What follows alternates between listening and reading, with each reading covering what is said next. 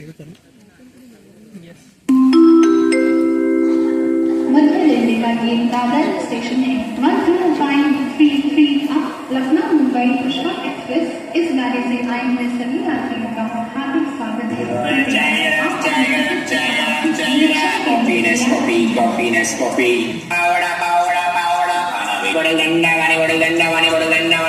समोसे गरम समोसे।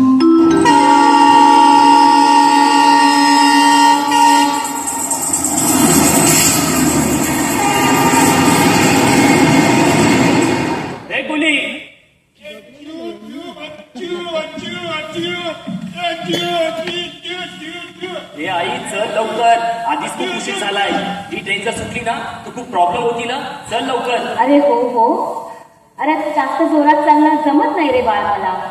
फार घाई केलीस तर पाय अडकून पडेल रे मी. ह्या रख दो सामान. कितना हुआ?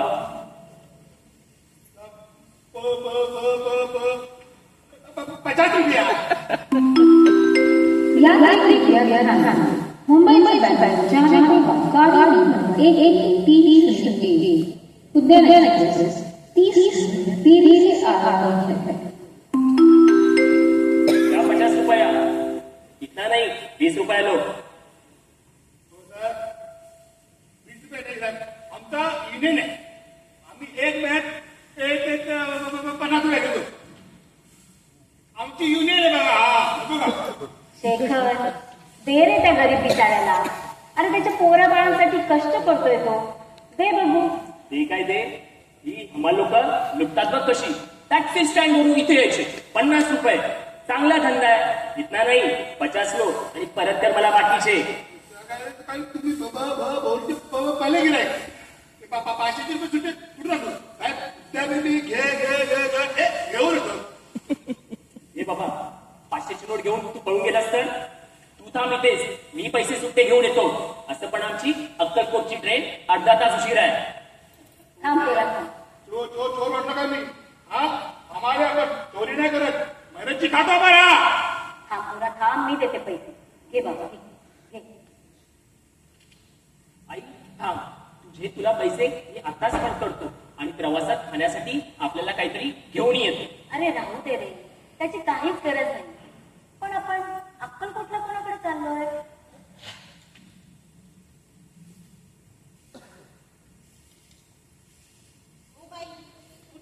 तिकडे बसा. राजमार्ग झोपायची जागा नाही. आपल्या घरी जाऊन झोपा. उद्या रुपाला लागायचा. रात्री जाऊन पाहिजे दूध पाहिजे.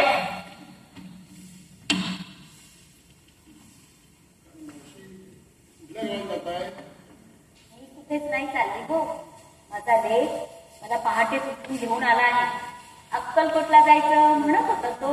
वा वा, म्हणजे तुमचा मुलगा तुम्हाला देवदर्शनाला घेऊन चाललाय वाटतं. हो हो.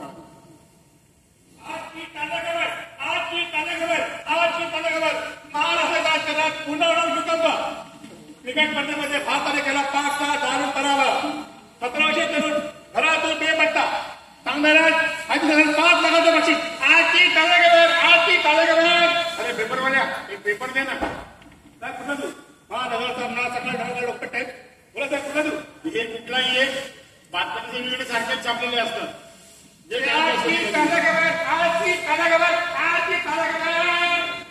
ओ बाई, तिकडे बसा.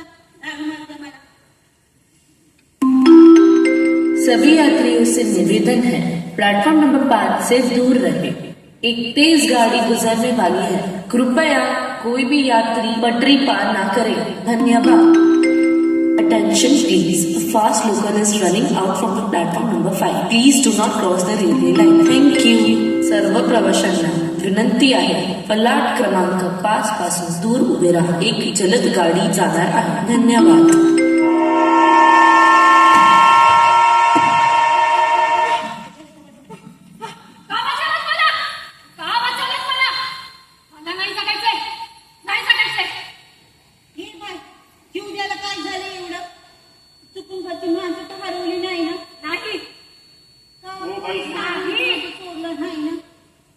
तुम्हाला जीव द्यायचा असेल ना तर दुसरीकडे कुठेतरी द्या.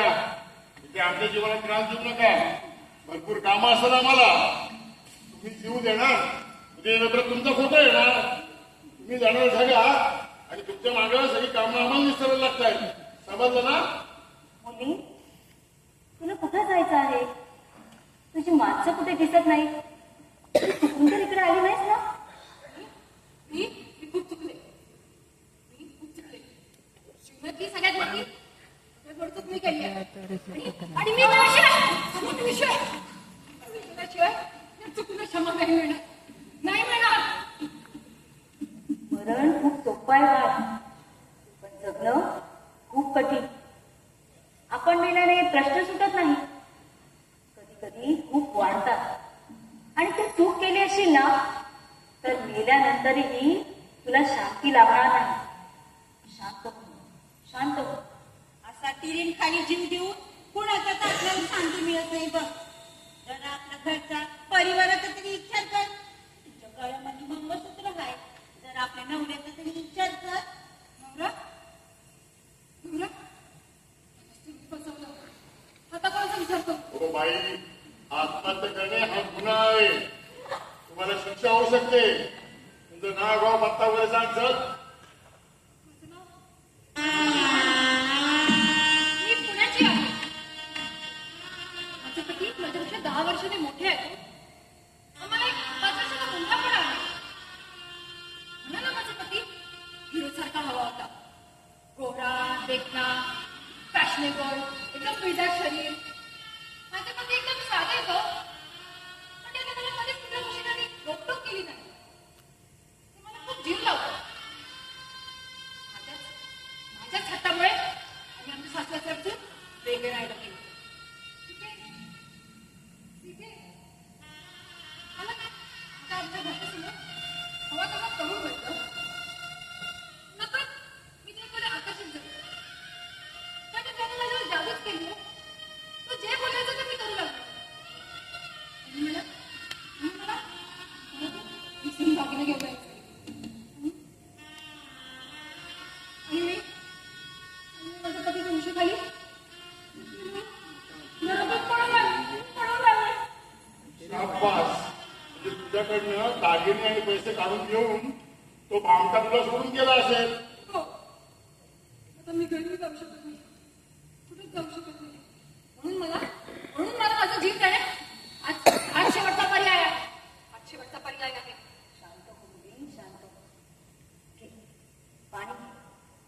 तुला बरं वाटेल. लग्नाच्या गाठी या देवाघरी बांधलेल्या असतात. त्यालाच माहिती असतं कोणाचं कोणाशी जमेल ते. जीवनाच्या प्रवासात योग्य साथीदार लाभला ना तर प्रवास अधिक सुखाचा आणि आनंदाचा होतो. पण तुम्हा आजकालच्या जोडप्यांना देवाच्या त्या निर्णयावर विश्वासच नसतो. आणि मग तुम्ही शोधत असता तुमचे वेगवेगळे पर्याय. पण अखेरीस तुमच्या वाट्याला येतो तो हा शेवटचा पर्याय.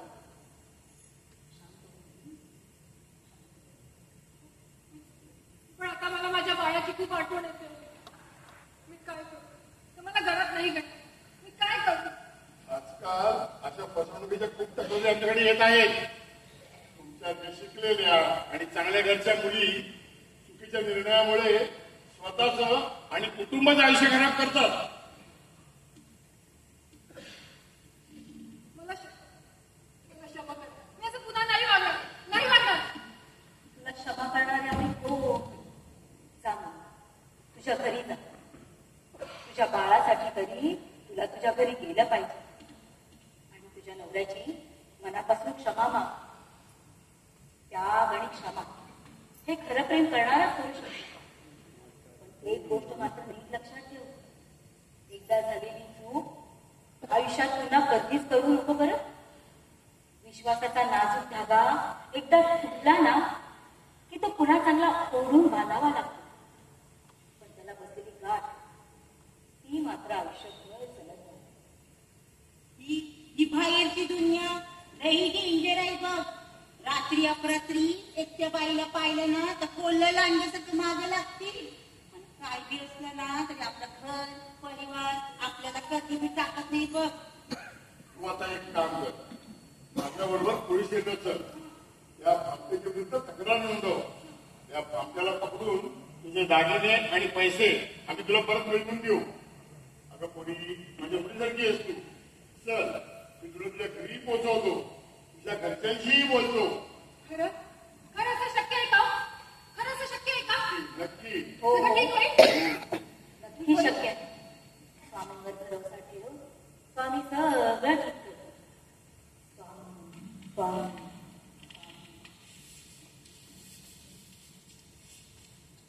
काय बाई जमाना आलाय, आजकाल कोण काय करेल याचा काय बी भरोसा नाही. लोकांच्या नादाला लागून आपल्या सोन्यासारख्या संसाराला सोडून आली बाई. आणि आम्ही आमचा फाटका संसार बी ठिकरा लावून करतो या. ए बाबा उठती गरम चाई, चाय चाय, गरम चाई. हे मंजुळा, सुगतले गरम काय करू? हा, कडक कडक चाय पी आपला. हे छोटीशी चाय आहे, छोटीशी चाय. मावशी, काय करणार? ए बाबा ते चायची गव्हाची तलप लागली होती, काम करून दमल्याली. मला देवो एक कप चहा. माझी चहाचीच वेळ झाली आहे. किती पैसे देऊ बरं? पैसे तुला मावशी पैसे का बोलून चालत नाही. 10 रुपयाचा फक्त. हे भाऊ सांगणार का? मला एकदा एक कप चहा. थांबव, थांब.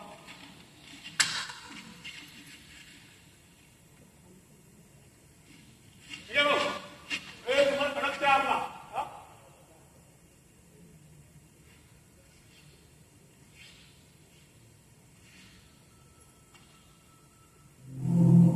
आदित्य तत्वता रूप आधी. आदित्य तत्वता रूप आधी. आदित्य तत्वता रूप आधी. कोण आधी? कोण आदित्य सरपंच? मी कोणी आधी वगैरे नाहीये. 17 पोरापात 6 फुट हातामध्ये घेणं घेत आदिवाचा कंटा. तुझा पोट आलाय नगरात. 5 लाखाचं बक्षीस आहे. आणि मी आता तुला सोडणार नाही. आता तुला सोडणार नाही. आता तुला सोडणार नाही. हे काय झालं? कशाला असं करताय? मी याला पकडलं. आता सोडणार नाही. आता याच्यावर बक्षीस आहे? असं काय केलं यांनी? माझ्याकडे बक्षीस नाही. याची माहिती हे नाही. थांबा, थांबा, थांबा म्हटलं. हो, मीच आहे आधी. मीच आहे आदित्य सरपंच. आणि जर तुम्ही मला पकडण्याचा किंवा घरी नेण्याचा प्रयत्न केला ना, तर मी या गाडी खाली येऊन जीव देत माझा. आणि माझ्या डेड बॉडीचे पण पैसे भेटणार नाहीत तुम्हाला. मी आधीच सांगतोय, मी घरी परत जाणार नाही. त्यापेक्षा मला जीव जाईल. हाच माझ्यासाठी शेवटचा पर्याय असेल. नाही बा, नाही. स्वतःच्या जीवाचं काही खरं वाईट करू. तुम्ही सगळे बाजूला वागू. तुम्हाला स्वामींची शपथ आहे. तू इकडे रडू नको. मला घरी नाही जायचं. हो हो, तुला कोणी घरी पाठवणार नाही. तुला कोणी काही करणारही नाही. तू शांत हो बाळा. शिवा, तुला जीव नको देऊस. आपल्याकडे पैसे नको आहेत. बाबा आम्हाला नको तुझे पैसे, तुझा जीव नको देऊ बाबा. अरे असं रडू नको रे बाळा. स्वतःच्या जीवाचं काही बरं वाईट करू. अरे तुला काय झालं तू तुझ्या आई बाबांना किती मोठं दुःख देशील याची तुला कल्पनाही नाही रे बाळ. असं नको करू. त्यांच्या वागण्यामुळे ते घरातून निघून आले. सकाळ संध्याकाळ नुसतं टोकत राहतात ते मला. सकाळी लवकर इतका वेळ का झोपतोय, कपडे नीट घडी करून ठेव, सगळ्या गोष्टी व्यवस्थित आवरून ठेव. रात्री मित्रांसोबत जास्त फिरू नको, जास्त टीव्हीचा वापर करू नको, जास्त मोबाईल बघू नको. हे याच्याशी बोलू नको, त्याच्याशी बोलू नको, असे वागू नको, तसे वागू नको, असे कपडे का घातले, तसे केस का कापले. हिटलर सारखा उठून गाजवत होते. कंटाळा आला होता मला त्यांच्या सगळ्या वागण्याचा. अरे माझं काही मन आहे की नाही? त्यासाठी मी त्या घरात यापुढं कधीच नाही जाणार. कधीच नाही जाणार. अरे येडे, अरे तू इथेच गेलीये? छोटे बघा. अरे आमच्या सारख्या लहान समाजाच्या नशिबामध्ये असे प्रेम करणारे नाही बाबा नाही. म्हणून आम्ही या फुटपाथवरती कसं तरी आमचं आयुष्य जगतो. तुला आहे तू कुठला? अरे काय बोलू तुला, काय बोलू? काही आजकालची पोरं छोट्या छोट्या वस्तू रागवतात, घरातून निघून जातात. तुम्हाला नाही माहित किती त्रास व्हायचा त्या सगळ्यांचा. आजकालच्या दाम्पत्यांना एकच अपत्य हवं असतं. मुलगा किंवा मुलगी. त्यामुळे काहींना ना भाऊ मिळत ना बहीण, न मन मोकळं करायला ना खेळायला भांडायला. टीव्ही आणि मोबाईल हे त्यांचे मित्र बनले आहेत. यांचा एकटेपणा यांना किरचक स्वभावचं बनवत जातं. आमचं बोलणं यांना टोकलं वाटतं आणि त्यांना ते करतात ना हेच योग्य वाटतं. कसंही वाटतं. कोणाला काय करायचंय? ये सुधरे जा रे, ये लोक सुधरे आ रही है. अरे हो हो आधी तू तुझ्या मनाप्रमाणेच वाग हो. पण बाळा उद्या होणाऱ्या त्रासाचा दोष उद्या तू इतरांना देऊ नको. अरे घरात पसारा करणारे तुम्ही उद्या बसमध्ये, ट्रेनमध्ये, रस्ते, गार्डन आणि इतर परिसरात अस्वच्छता पसरवता. वाहतुकीचे आणि शिस्तीचे नियम भंग करून इतरांना आणि कधी कधी स्वतःला त्रास करून घेतात. सगळ्यात वेगळं आणि हटके दिसण्यासाठी काहीही करण्याला तुम्ही फॅशन म्हणता. अरे तुम्हीच आमचं जग आणि सर्वस्व असणारे बाबा. तुमच्यातून काही वावगं घडू नये ना म्हणून आम्ही तुमची काळजी करत असतो. कधी कधी अति प्रेमामुळे ही काळजी जरा जास्तच कडक आणि शिस्तीची होते. हीच काही त्या गोष्टी बाबा. या दुनियेत तुझ्यावरती विश्वास करणारे सगळ्यात पहिले तुझे आई बाबा असतात. नंतर ही मित्रमंडळी आणि तू लोक असतात. आम्ही मन भरून कष्ट करतो या ते फक्त तुमच्याचसाठी. प्रत्येक आई बापाला वाटतं आपली मुलं मोठी व्हावी, चांगली साहेब व्हावी. हेच एक आमचं स्वप्न असतं या आणि हीच आमची इच्छा असते या. बाळा अन्न, पैसा, वेळ आणि नात्यातलं प्रेम याचं महत्व ज्याला समजताना त्याला आयुष्यात कशाचीच कमतरता भासत नाही. हेच महत्व पटवून देण्याकरता आम्ही तुम्हा अगोदरना समज देत आहोत. जेव्हा तुम्हाला राग येतो पण जेव्हा तुम्ही पालक व्हाल ना तेव्हा तुम्हाला आमच्या भावना पण असं रागात घर सोडून गेलं तूच टाका इतपत योग्य आहे बाळा. बाबा तू शोधत झाले कुठे कुठे भटकत असते. किनारा तुझे फोन आणि मेसेज त्यांना तुझाच हात होत असेल. ते तरुणाला तू असेल ना म्हणून त्या आशेने खूप पाहत असते. अरे तुझ्यावरती प्रेम आहे म्हणून तर पाहता बसले ना. आणि तुझी आई बिना अन्न पाण्याची देवाकडे तुझ्यासाठी साखर घालून बसली असत आणि दरवाजाकडे डोळं लावून रडत तुझ्या येण्याची वाट बघत असत. बाळा तुझ्या विरहाने जर उद्या तुझ्या आई बाबांनाच काही झालं तर त्यांचीच काही वाईट बातमी आली तर काय करशील रे बाळा. नाही, मी असं काही होऊ देणार नाही. मी असं काही होऊ देणार नाही. असं काही होऊ देणार नाही. या 4 वर्षात मी खूप काही शिकलोय. जे वेळे माझ्या आई वडील मला प्रेमापोटी शिकवत होते ना, ते नियतीने माझ्याकडून घेरून घेतले. भावाच्या तुकड्यासाठी आणि छोट्या आशयासाठी मी खूप त्रास सहन केला. लोक कसे एकत्रितासाठी संघर्ष करतात हे खूप सोडून बघतो. लोक कसे बेशिस्त आणि अस्वच्छ वागतात आणि त्याचा इतरांना किती त्रास होतो याला मी खूप सोडून बघितलं. मला माझ्या चुका तर समजू लागली. पण असं परत घरी जाण्याला खूप खूप हरल्यासारखं वाटत आहे मला. खूप हरल्यासारखं वाटत आहे मला. हार आणि जीत ही प्रेमाच्या नात्यात कधीच कोणाची नसते रे बाबा. तू असा विचार करू नको. अरे कदाचित तुझ्या आई बाबांना देखील त्यांच्या चुका समजल्या असतील. यापुढे तेही तुझ्याशी तुझ्या मनासारखंच वागतील. जा घरी जा. असा जा की तू घरात कधी कुठे गेलाच नव्हता. आई बाबांना काळजी प्रेम कर. शेवटी त्यांना तुझ्याशिवाय आणि तुला त्याच्याशिवाय पर्याय नाही राहत. तुला तुझ्या आईसाठी वडिलांसाठी घरी गेलं पाहिजे. आधी गेलं पाहिजे रे, गेलं पाहिजे. जा बाळ जा, तुझ्या घरी जा. झालं गेलं विसरून जा, नवीन सुरुवात कर. आणि गेल्यानंतर आई बाबांची क्षमा माग आणि तूही त्यांना माफ कर.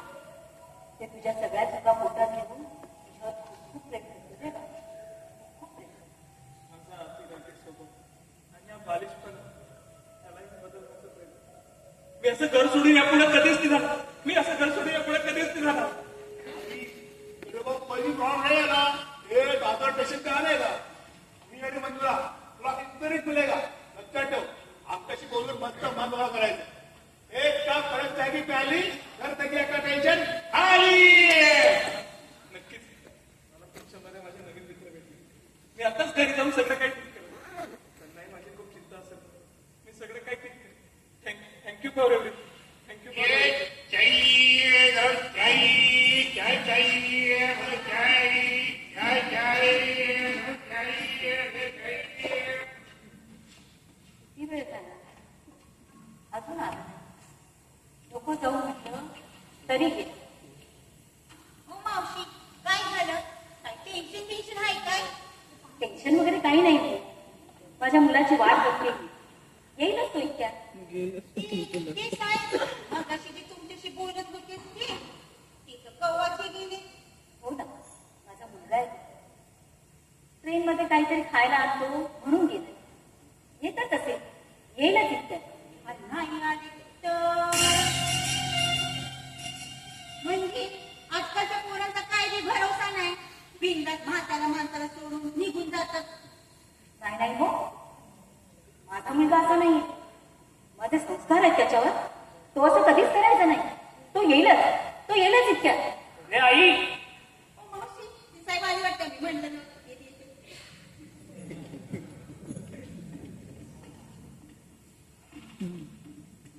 अरे शेखर, किती वेळ नको जाऊ म्हटलं तरी गेला. बरं, आता चहा वगैरे घेतलास का? मी पैसे सुट्टे आणायला गेलो होतो ना, पण सकाळ सकाळ कोणी सुट्टेच देत नाही.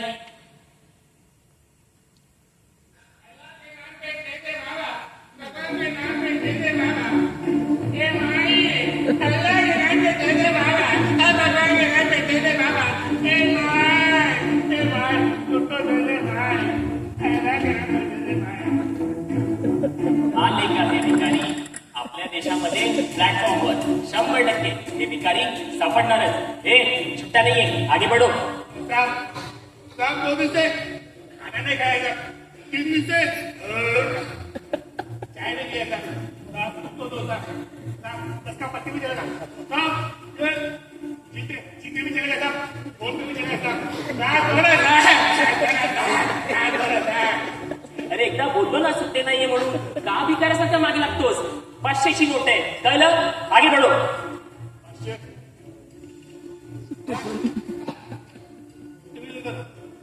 आजकाल सुट्ट्यामुळे आपला धंदा मंद झाला. जो तो म्हणतो सुट्ट्या नाहीये आगे बढ, सुट्ट्या नाहीये बांधल्या. त्या पब्लिक वरती आपले खूप पैसे होणार. असं केलं तर आपला धंदा बंद होत. त्या करिअरची ना वाट लागून जाईल. म्हणून मी सुट्टे एवढं करतो. ठीक आहे, तेव्हा तुमचा भला करो. अल्लाह आपका भला करेगा. भगवान आपका भला करेगा. ए भाई कुछ तो दे भाई.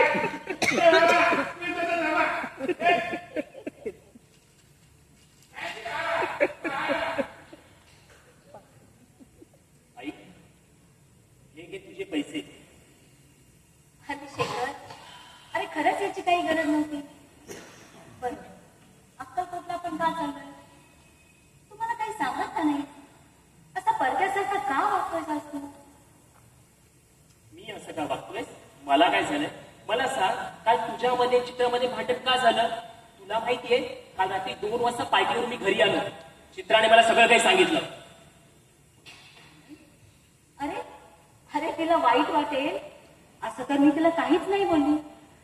हे बाबा, तू मला उगाच दोष देत आहे. काल रात्री काय घडलं ना ते मी तुला सांगते. रात्रीचे 11 वाजले होते. ओ, नेहमीप्रमाणे झोप येत नाही म्हणून माझ्याकडे गाण्याचा हट्ट करत होता. मी तुझी जीवनासाठी वाट बघत होते आणि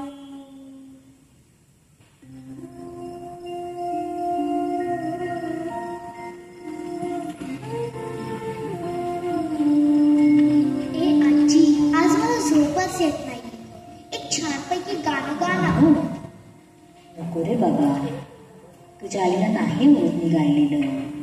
ती रागवेल रे पुन्हा. पण मला आवडतं ना. ए आजी प्लीज प्लीज एकच गाणं जे तू नेहमी गात असते. आज मला खरंच झोप येत नाही.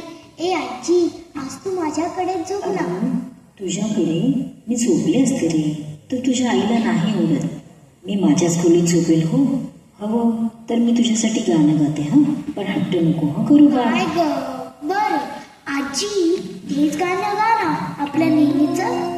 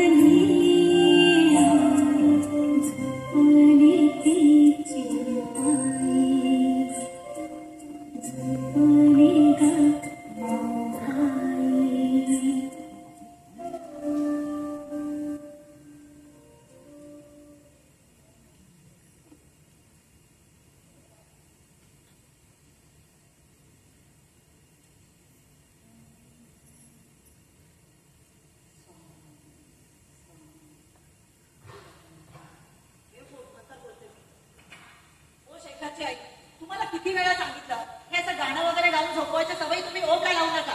या सगळ्यांचा त्रास होऊन जाईल आम्हाला. काही त्रास नाही होणार. अगं त्याला आवडतं माझं गाणं म्हणून गाते मी. शेखरलाही माझं गाणं खूप आवडायचं. माझं गाणं ऐकल्याशिवाय त्याला झोपच यायची नाही.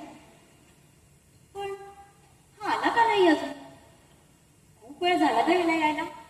जेवण 2 वेळा गरम करून झालं माझं. आज त्याच्या आवडीचं जेवण बनवलं आहे.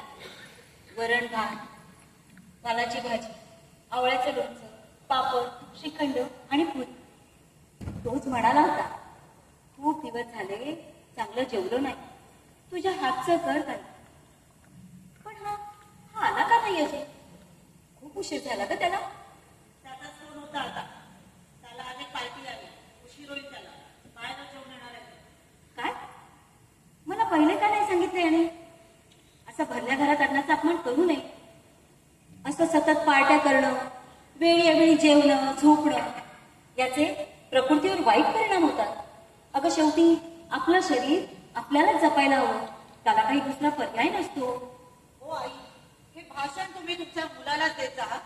बस लोकांना शहाणपणा शिकवत जाऊ नका. आणि हो, त्या दिवशी घरी पार्टी होती. तुम्ही माझ्या मैत्रीण तिला काय बोललात. किती वाईट वाटलं तिला. अगं देव घरातल्या स्वामींच्या निरंजनाला सिगारेट पेटवत होती ती. कदाचित दारूही प्यायलेली असेल. कपड्यांची तिला शुद्ध नव्हती. तिचा तोल गेला असता म्हणून मी तिला सावरलं तर तिला राग आला. पण नंतर तीच मला सॉरी म्हणाली. हो सॉरी बायकोट. पण तिच्या घरी गेल्यानंतर तिने 4 मैत्रिणींसमोर माझा अपमान केला. आता तुझ्या घरी पार्टी असल्यावर आम्ही कुणीच येणार नाही असं म्हणाली. या कॉर्पोरेट जगात हे सगळं करणं गरजेचं असतं आई. हे सगळं नाही केलं ना तर लोक आपल्याशी संबंध नाही ठेवत. काहीच कामं करत नाही. बनवलेलं सगळं साम्राज्य संपून जाईल.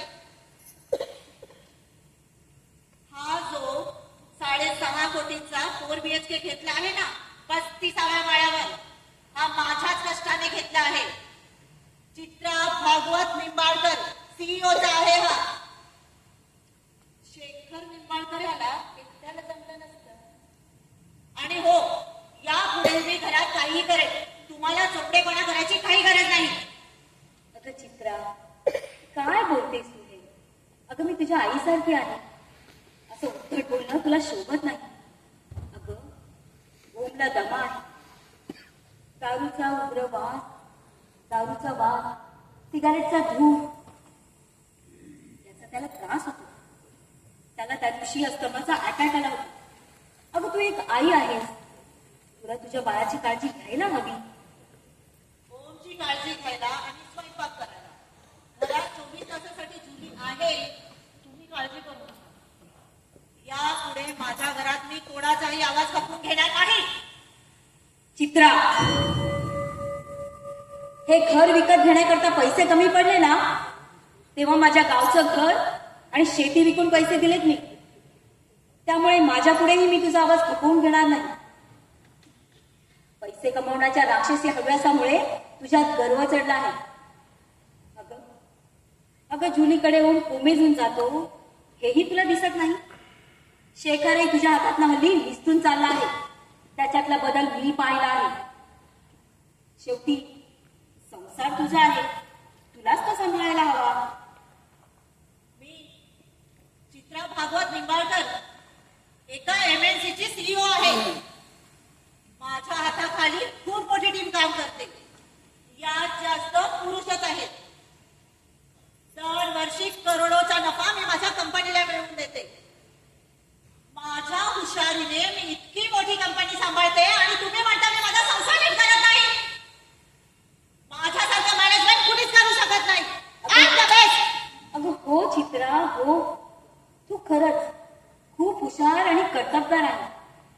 प्रगतीचे पंख लावून गरुडाप्रमाणे आकाशात उंचच उंच भरारी केली. नवनवीन शिखरं गाठ.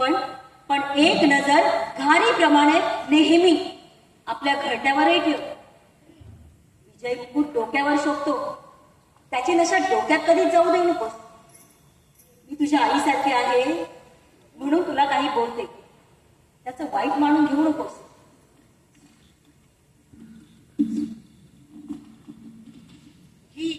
ही अनाडी बाई मला शिकवते. मला संसार करता येत नाही. येऊ दे शेखरला, सोक्ष मोक्षच करून टाकते. म्हातारी आहे, वय झालं तर राहू एका कोपऱ्यात बसून, पण नाही, शहाणपणा शिकवते. म्हणते तुझ्या आईसारखी. पण हिला या जगातलं एक सत्य अजून कळालेच नाही. या जगात कोणती सासू कोणत्या सुनेची आई होऊ शकत नाही.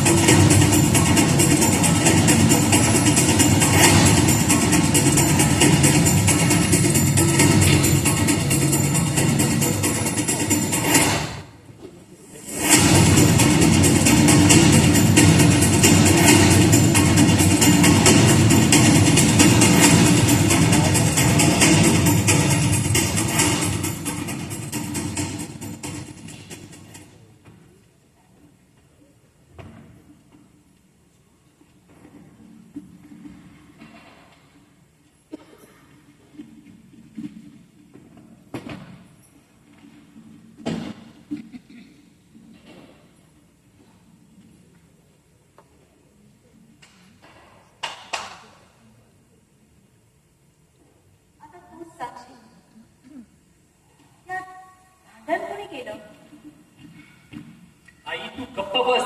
माझं डोकं आधीच खूप तापलेलं आहे. त्यात ही ट्रेन पण उशिरा. मला प्रश्न विचारू नकोस, मी उत्तर देण्याच्या परिस्थितीत नाही.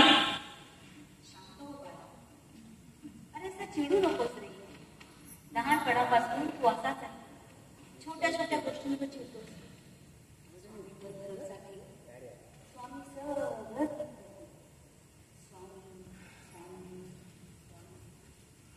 झालं तुझं नेहमीच सुरू झालं. स्वामी असं करतील, स्वामी तसं करतील, हे करतील, ते करतील. शेवटी सगळं स्वामीच ठीक करतील.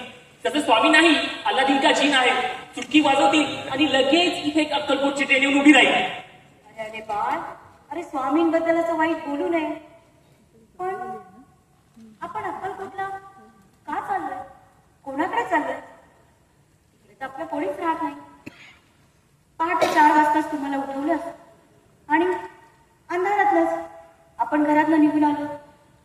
ओमचा पापाही घेऊ दिला नाही. चित्रालाही नाही उठवलं. निघाल्यापासून चिडचिड चिडचिड चिडचिड करतो आहे. काय झालंय सांगशील तर मला? अरे बोलशील तर माझ्याशी. अक्कलकोटला कोणाकडे चाललोय आपण? उशीर झाला असता आणि ओम जर उठला असता ना त्याने तुला सोडलंही नसतं.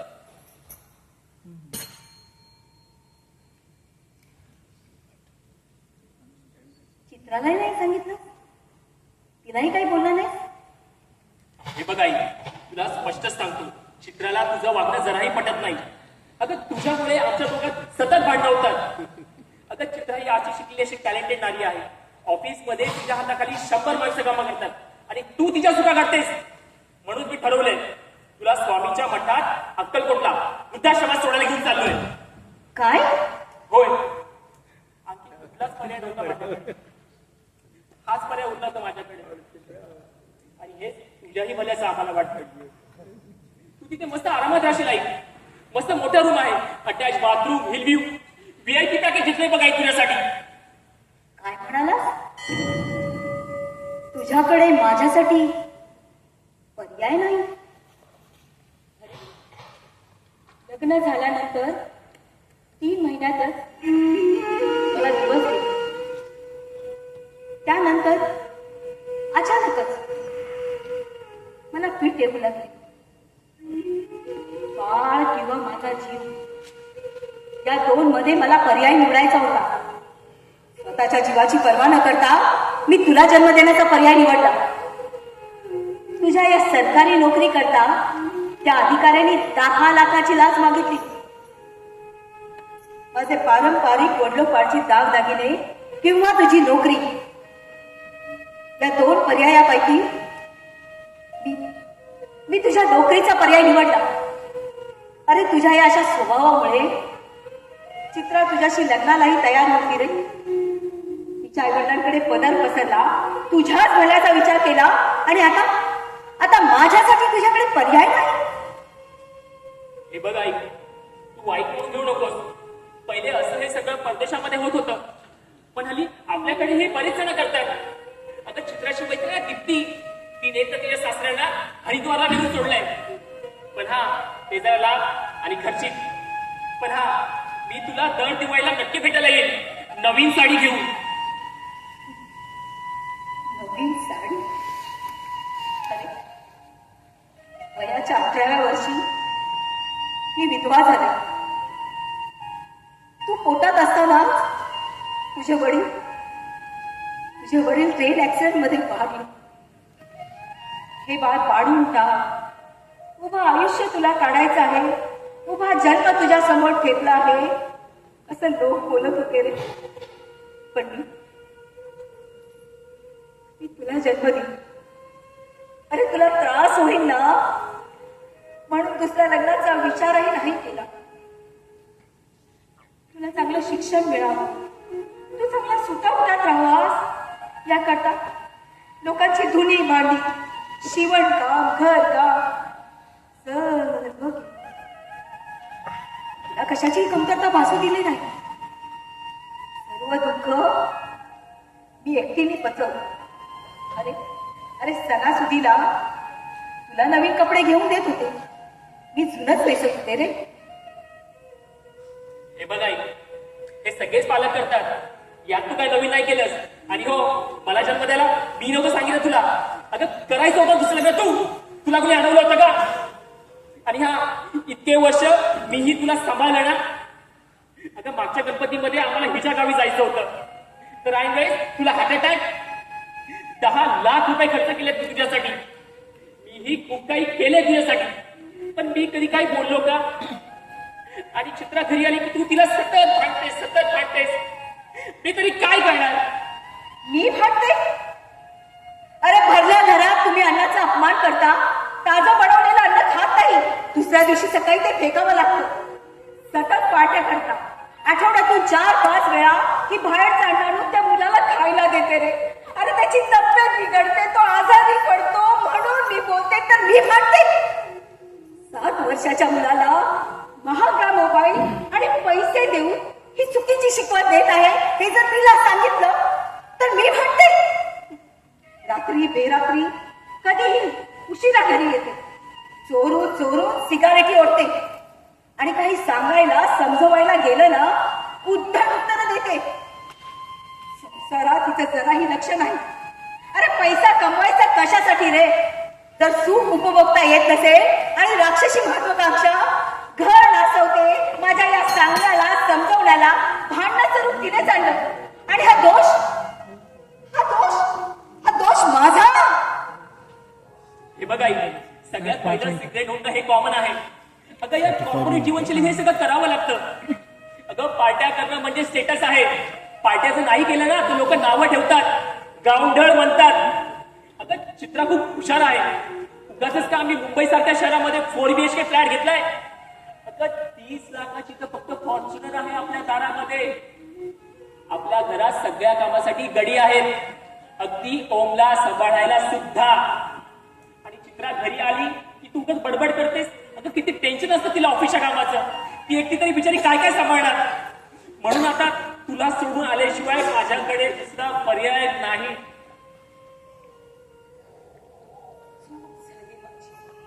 हा, हे जर तू कालच्या भांडणात चित्राला बोलली असतीस ना तर आता ही वेळच आली नसती. तुमच्या दोघांच्या भांडणात मी अडकायचो. तुला बोललं की तुला वाईट वाटायचं आणि तिला बोललं की तिला रागायचं. अरे मधल्यामध्ये माझं कारण व्हायचं ग. कधी कधी तर माझ्या मनात आत्महत्येचा विचार यायचा. पण ओम बाळकडे बघून मी काहीच वाईट करत नव्हतो. म्हणून मी शेवटी दारू प्यायचा पर्याय निवडला. मी दारू प्यायचा पर्याय निवडला.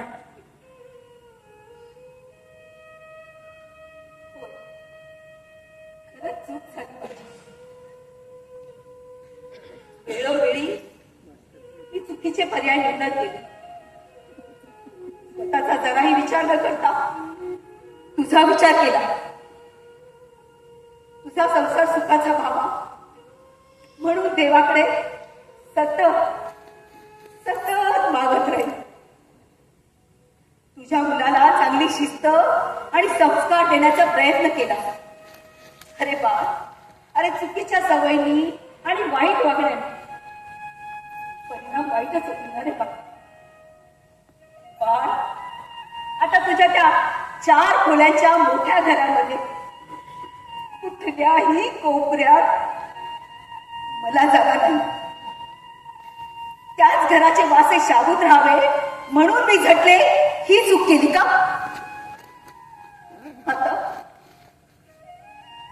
आता मला माझ्या गावचे घर आहे नाही, जिथे डोकं टेकून शांतपणे शेवटचा श्वास घेईन.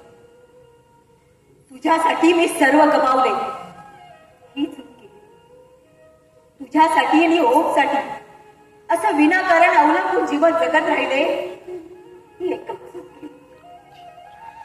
कुठल्या तरी अनोळख्या ठिकाणी परक्या लोकांसोबत उरलेलं आयुष्य विनाकारण मृत्यू येत नाही म्हणून जगणं हा जर माझ्यासाठी शेवटचा पर्याय असेल ना तर यावेळी मी चुकीचा पर्याय निवडणार नाही.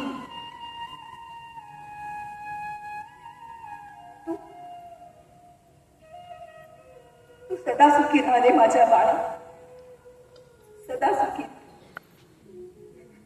पण हो दे तुला देखील शेवटचा पर्याय हाच देऊ नये ना. म्हणून मी स्वामींकडे पुन्हा मदत करते. स्वामी स्वामी स्वामी.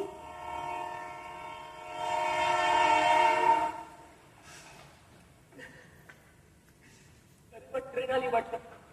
आई चल उठ. काही आता उमला काही आता धन्य धन्य